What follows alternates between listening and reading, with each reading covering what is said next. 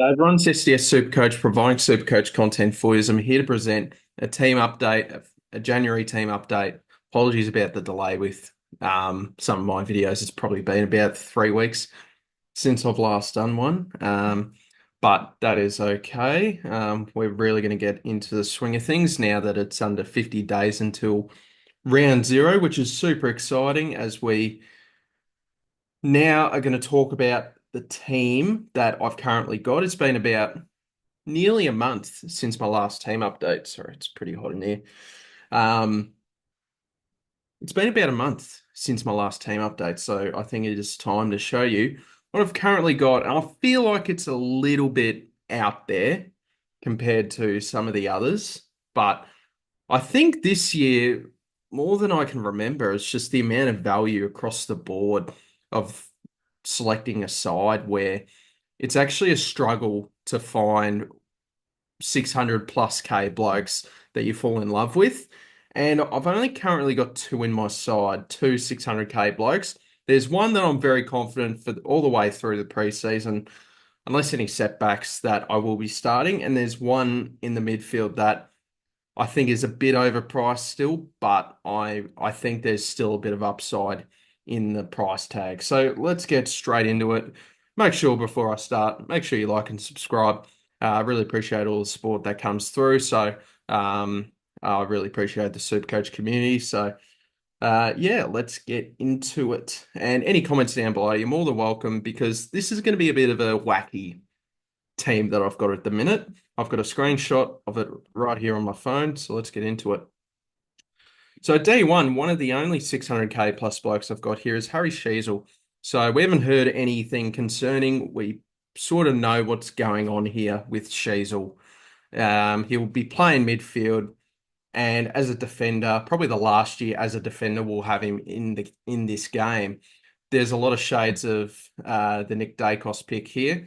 Now, obviously, let's hope that he doesn't get off to the start like Nick Dacos did last season. But I think in a poorer side like North Melbourne, compared to Collingwood, the reigning premiers from that year, there isn't going to be as much attention. This is a side that won 3, 4 games last year. Now, I do expect an improvement, but I still don't think there's going to be a ton of respect to tagging North Melbourne players. So I'm pretty happy with Harry Shees also in there.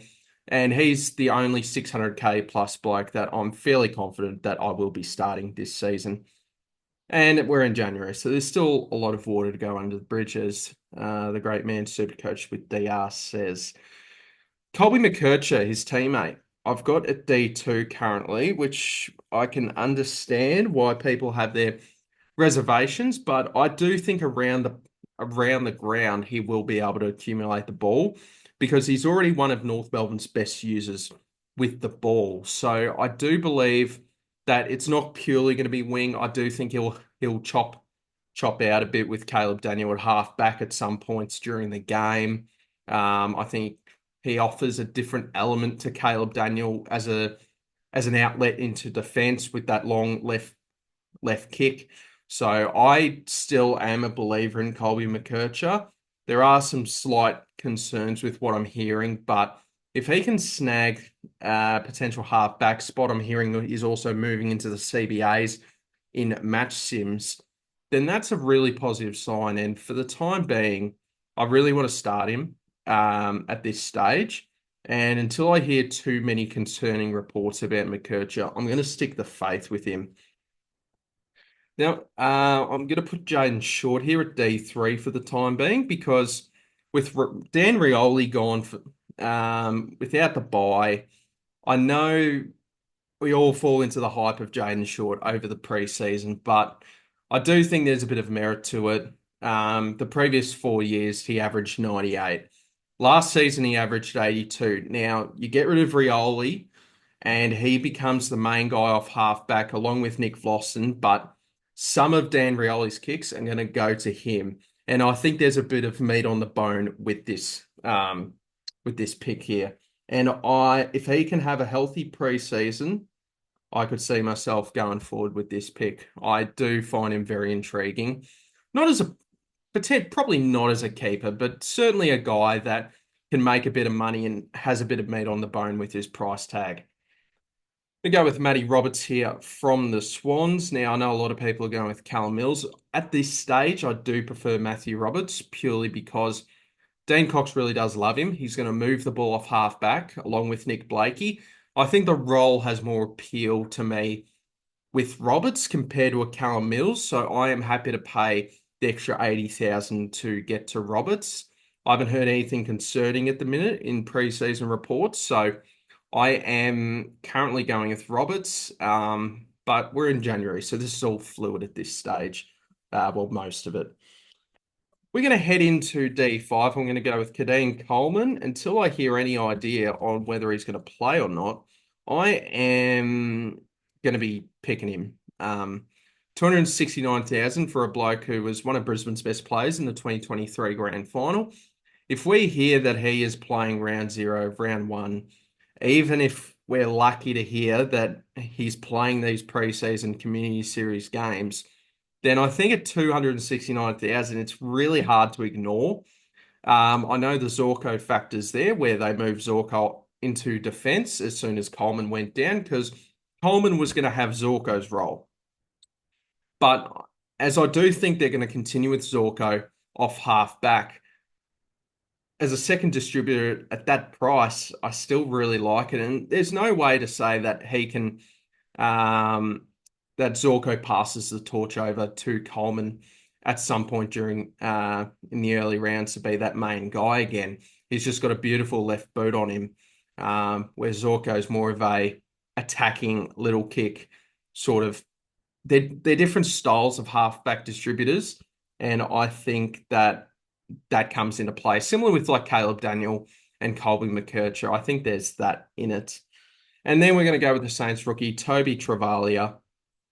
I've finally learned that there's no G in the pronunciation. So I think he was in the B team in the match sim, and I'm not too concerned with that. I think once we move more into the community series games is when we really start to see whether he pushes himself into round 1 contention. But I think there's a mixture of the wing, half back. I think there's a bit of that in Travalia's game. I think he could eventually even become a midfielder. Probably not this season, but down the line. With all these giant suspensions and depth loss over the off-season, I think we're going to see a bit of James Leake, who is a utility, but I do think he could make his debut in round 0 against the Pies as a potential defender. So just keep an eye on that. And versatility is super important part of the modern game. And I think Leake could make a season debut in the early rounds. If he impresses enough, he could even stay in the side going forward.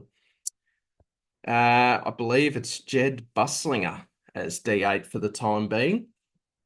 I like Buslinger. I think this is his 3rd season coming up from WA, and I do think that there is opportunity available due to the Dogs not having the best back line.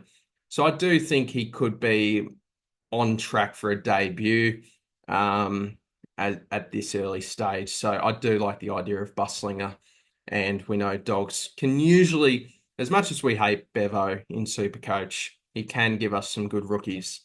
And there's usually one every year that turns out to be a good rookie. It could be Buslinger here. Now, as we move into the midfield, we're going to have a look at Zach Butters, who I'm not locked in on, but I've got in my side as a bit of security because it is a bit of a rogue midfield and side in general that I'm working with. I think the ruck and forward line I'm pretty happy with, but it's just this defender and midfield lines that I am struggling at the minute to fit everyone in and find who I like. So for the time being, I've got Zach Butters here. I think this could still be an overpay. 648,000 is a lot because what if Horn Francis gets better? Then points are going to get away from the midfield rotation. So I've got Butters in for the time being. He's pretty safe. He's given us 2 years of past premium scoring. So, and he's at the right age to keep that form going. So I'm going to trust it for now, and we'll see how it pans out.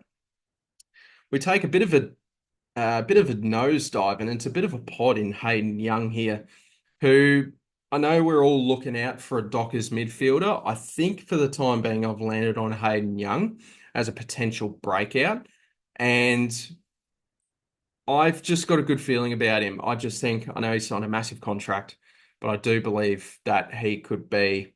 He's got a different style of game to um, Caleb Sarong and Andy Brayshaw, where I think they could use him as an outlet because he's got a beautiful left boot on him.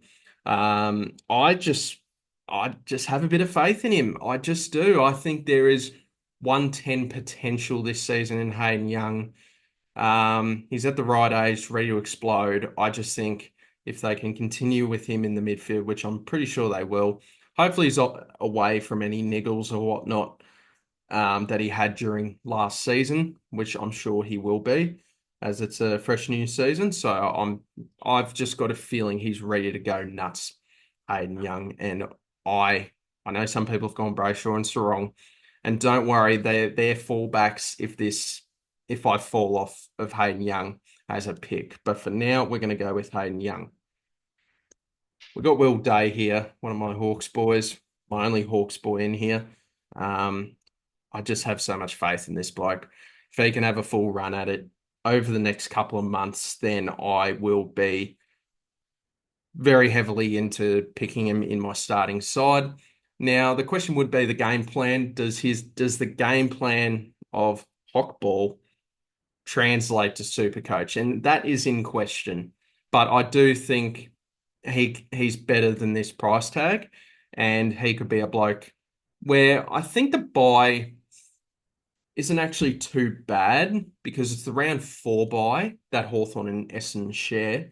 And I reckon that, how do I, there are plenty of options around this price point that you can go to if it isn't working out. So round 0, if he scores really good, perfect. If he doesn't score too well, doesn't look too good, then we can move off the pick because luckily we have round 0 to have as a bit of a cheat sheet for our Supercoach side. So if he doesn't end up looking that good from rounds 1 to 3, then we can trade him off at his buy to someone around that range that looks better. So I don't have an issue with Will Day at this stage. I think it's more the question of the game plan. He will be staying in the midfield, of course, but if the body can hold up over the preseason, then I am intrigued. Similar case for one of the greats of Supercoach in the modern era, Clayton Oliver, who's obviously dealt with his own personal issues over the last couple of seasons. I just keep thinking to myself, how can it get worse than what he delivered last season? And I do think it should get better. What did he average last season? 83.8. I just do not see a world where that's worse unless he gets injured. So I don't see a possibility where a full preseason Clayton Oliver gets worse than what he did last season. So I'm going to back it in. Even if he does 100, that's perfectly fine. We can upgrade to someone else. But if he can just have a full run at it, you just never know. I think his 120 plus days are gone. But I still think there's a chance he can get back to a 110 range if everything works into play for him. We got Will Ashcroft here, just a bloke, Norm Smith medal, ready to explode for the Lions, as the Lions midfield could do with a Will Ashcroft, and he's there to potentially become that third best midfielder. He already is their third best midfielder, but really cement himself in the Sheasels and the Dacoses of the world, where we see these price points on these blokes, and you just go, he's at that level of a Dacos, a Sheasel. Why can't it be him? And I think the new style of play suits him. So I do really like Will Ashcroft, and it's hard to pass up on a 440k Norm Smith medal in the midfield. Then we're going to go down to Adelaide with James Peatling. I just think I saw enough of the stats to back up that at 352K as a full-time midfielder for the Crows, I mean, I think that's the reason he went. I think the pitching point would have been you're playing full-time midfield, maybe not full-time, but we're going to give you that midfield opportunity. I think he adds something, he adds a defensive part of Adelaide's midfield, and I think that's been lacking a fair bit over the past few seasons to where he can fill that role. Is he a keeper? Very likely not. Is he a bloke that can get us to 500K? I think that's certainly possible in the right role, which I think he can get. So, I mean, I think he averaged 98 with 60+% CBAs when all the Giants midfielders were injured, that type of thing. So, I'm happy to go Peatling for now. We're going to go with Jagger Smith, talk of the town as a rookie for the Blues. I think he'll play off that halfback role for Carlton, even pinch hit in the midfield early days. I think he's got that style. There's some midfielders that do get drafted where they suit more to the back line or the forward line. Jagger Smith suits a lot more to the back line, as he's one of those Sheasel, Dacos, Ashcroft type of uh, midfielders, the way he kicks the ball, that type of thing, the way he moves. I think he'll be a really good rookie for us. And I think with the Nick Newman injury, as unfortunate as it was, it creates opportunity to cement his spot. We're going to go with Josh Smiley here from the Tigers. I did hear that he is currently in the rehab group, but I was pretty happy with this side, so I didn't want to change anything. So we've gone Josh Smiley here for the Tigers. I think he is a ready-made bloke straight away that can play in the midfield, unlike a Sam Lawler, who they might struggle to fit him into the midfield due to the lack of reps in the body over AFL pre-seasons and footy pre-seasons in general. So, Jesus Christ, I'm sweating. I am pretty intrigued with Jagger, and I think that don't think he'll be the best rookie, but this draft class is loaded, so I do think there's a lot of opportunity for cash gen. I'm going to go with Xavier Lindsay off the bench, and I know he's dealing with a current PCL injury, but if he can recover from that, Melbourne's plans is to put him half back next to Windsor for 2025, and I think this is a bit of a slept-on rookie at the minute. If he can have no setbacks for the rest of pre-season, then I think he'll be looking to be a really nice rookie for us off that half back line and potentially in the early rounds get DPP, which is very handy. Speaking of a bloke with DPP, we've got Sardell Hawley for the Bombers, a bloke that's been very hyped up about as a rookie. They'll likely play straight away for the Bombers. He's currently in match sim on the B team, but I don't take, as I said about Travalia, I don't take too much into consideration when it comes to these rookies. And whether on the A team, B team, you have to be pretty good if you're already on the A team in certain situations. And then Neil Erasmus, potentially a make it or break it season at the Dockers. One of the only forward rookies I actually like. There's a couple of others, but I'm struggling to actually find many forward rookies that I genuinely like. And I've got to land it on Erasmus for now. He could play some sort of role as a breakout contender for the Dockers, former top 10 pick, top 11 pick. As we move into the rucks and the forwards, I'm relatively comfortable with these selections for the time being. I've got Tom De Koning for the Blues. I just don't see a possibility where I see a possibility. I just see it as stupidity if Pitternet and De Koning play together. I think the only way that is possible is if Mackay or Curnow got injured. Carlton's winning percentage is so much higher when it's just De Koning there. And I think that's what they need to do. And I think I'll back them in on making that call. And I think just at that price tag for what we've seen last season, where he had that run as the solo ruck, he just performed amazingly. And he's up there with some of the best solo ruck performers in the game. So at that price, I'm willing to take on the Pitternet risk there. And then we're going to go with good old Shrek, 529,000 for the Dockers. We saw the photos of him at the gym. Looks like I think they say he lost 15 kilos. which is a big deal over the break, as he's looking to lighten himself up for those ruck duties and not have as many risks with his body.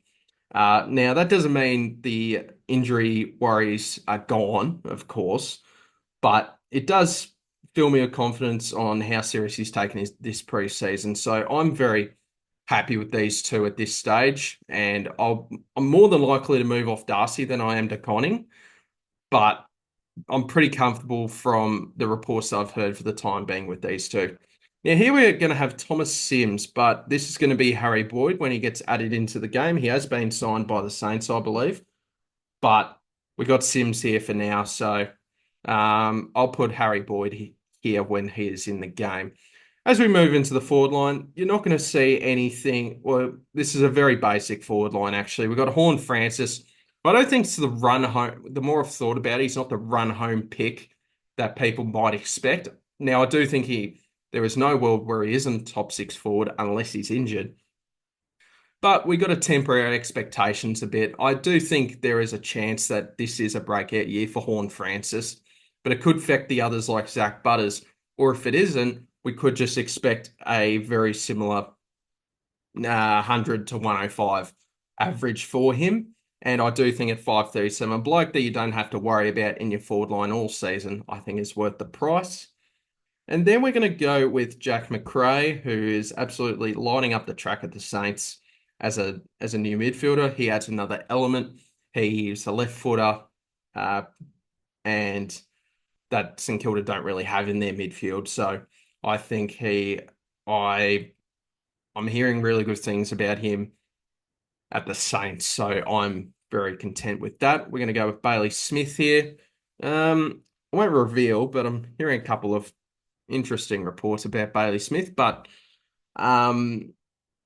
he should be playing midfield. He instantly turns into one of Geelong's best midfielders when fully healthy. Is he going to be a butcher? Is he going to be cleaner with the ball? We'll have to see. That'll affect his ceiling, but if he's cleaner with the ball, then we should see a real big season out of big Bailey Smith, Baslinka. Mateus Filippo, again, we're hearing a lot of nice things, of course, out of the Saints with some of these midfielders, and that includes Filippo. So 313K. We just had a taste of what he's capable of as a midfielder, and I think that should be able to take place once more with a bigger load over a full season as being a midfielder. He's training the midfield in match sims, no problem with that. So I'm very happy with that. We got Helmet, Caleb Daniel, the little man, as we all know, and he's training off halfback. And I still think McKercher will be. I know the reports are on the wing. I still think there's a world where McKercher is going off halfback, CBAs, used as an outlet in the back line, also used on the wing to set up play down forward. But I think Helmet will still have a great role regardless. I mean, he's going to be that main short kick into defence. As we all know, the North Melbourne halfbacks over this decade have been pretty relevant in the forward line. The Jack Siebels, the Aaron Halls, the Zach Fishers of the world, the Harry Sheasels, you name it. Colby McKercher was basically one as well, but not as a forward. Elijah Hewitt here. I mean, he's just fine. As I said, I'm not really liking a heap of the forward rookies at this stage, but I think a bloke that missed the whole year through a foot issue for the Eagles, I'm pretty content with having him in, as he's got potential to break into that midfield or just have some sort of role in that best 23. I'm going to go with Joe Berry, partly because I extremely like him as a rookie, and I think Port Adelaide do usually give guys a crack straight away. I think he's the modern day small forward that we'll all love, and I think he's going to be a great pick, along with Isaac Kako. But Berry, I have a little bit more faith in at this stage, but there's still the community series to go through. Kako's job security is a lot better, but I think Berry's ceiling could be higher as a guy that who could play like a Dylan Moore and push up the ground. So as can Kako, but I really like Joe Berry, so I'm going to stick with that. And as I said, I'm not a big fan of some of these forward rookies. I've gone with Moya for now for the Blues, to potentially get into the best 23, I guess. Another one to keep an eye on is Jasper Scaife for the Hawks, if they want to go with another tool down there next to Chol and Gunson, while Lewis and Deer missed the start of the season. In my flex spot, I mean, Bo Allen here, I'm pretty happy with as that flex for the time being. It's not really a big deal who I put in unless it's a value ruck. I've gone a bit off Flynn from what I've heard, so I've gone with Bo Allen because he's a guy I think that could be a good on-field rookie scorer. And that is the side. Let me know what you guys think in the comments. It is a very different side probably to what you've seen, but I just really like the value with certain players this season. And obviously, it is January, so dominoes will fall and continue to fall over the preseason, like we've seen with, unfortunately, with Walsh, Newman, Dacos, Petrarca. Just some concerning reports with them, of course, some more serious than others, but these are some of the guys, a lot of these guys I really do like in the side. So, yeah, the majority of it's fluid, especially with the rookies. A lot can change. We just got to see who gets named round 1, round 0, whatever the case may be. I think this team's relatively bye friendly. Obviously, the round 3 bye is going to be tricky with Roberts, Coleman, Ashcroft. Who else am I missing? Bailey Smith, that sort of thing. And I'm probably missing a name as well. But it's Brisbane, Collingwood, Geelong, Sydney. 1, 2, 3, 4. I can only count 4. Am I missing someone? No, I'm not. And then the round 2 and 4 buys are easy to deal with. You just can't have too many players in the buy in a specific line. So my most challenging situation would be Robertson, Coleman in that round 3 buy in the back line. But you got Bo Allen, you got El Hawley, you got Leake, you got Bustlinger to cover if need be. But there's a lot more to uncover as we are in mid to late January here. So thank you guys so much for watching. I really do appreciate it. Let me know in the comments down below what you guys think. I'm open to discussion, and I'll see you guys in the next video. I hope you're going well, and I'll see you next time. Cheers.